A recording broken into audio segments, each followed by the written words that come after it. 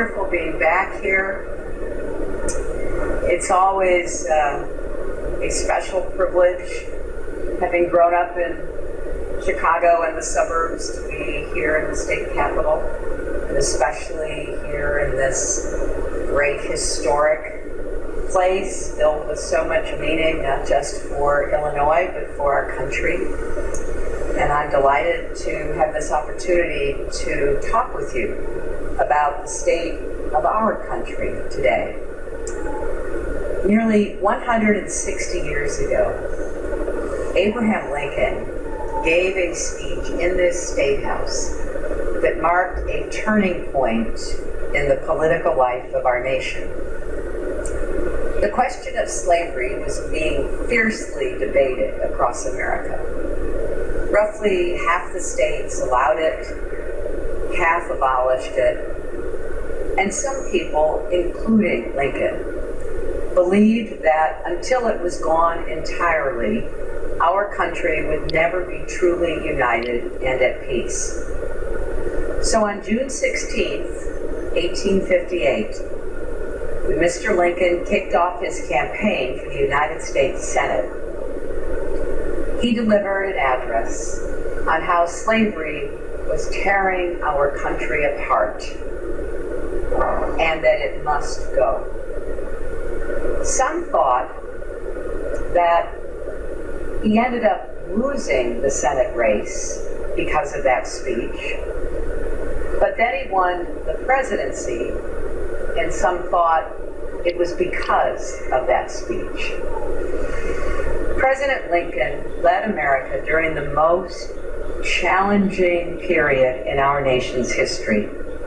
He defended our Union, our Constitution, and the ideal of a nation conceived in liberty and dedicated the proposition that all men are created equal.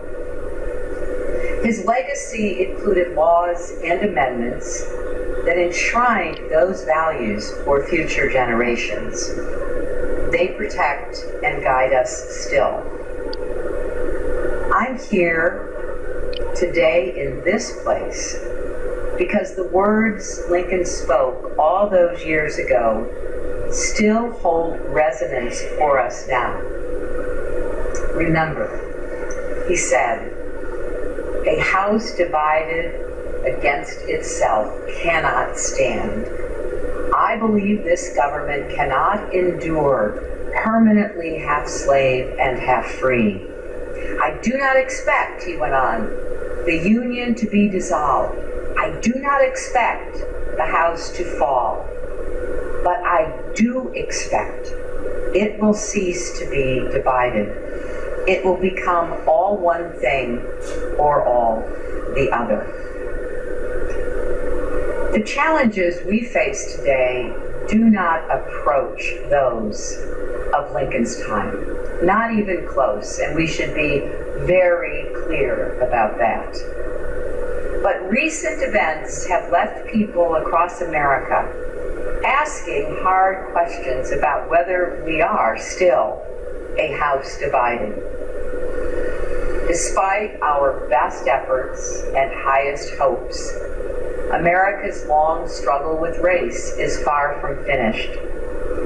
In just the past week, we saw black men killed by police and 5 police officers killed by a sniper targeting white police. There is too much violence and hate in our country, too little trust and common ground. It can feel impossible to have the conversations we need to have to fix what's broken.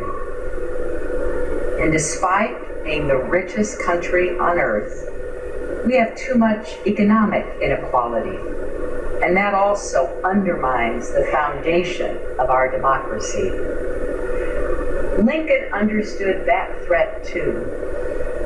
He deeply believed everyone deserved, in his words, a fair chance in the race of life.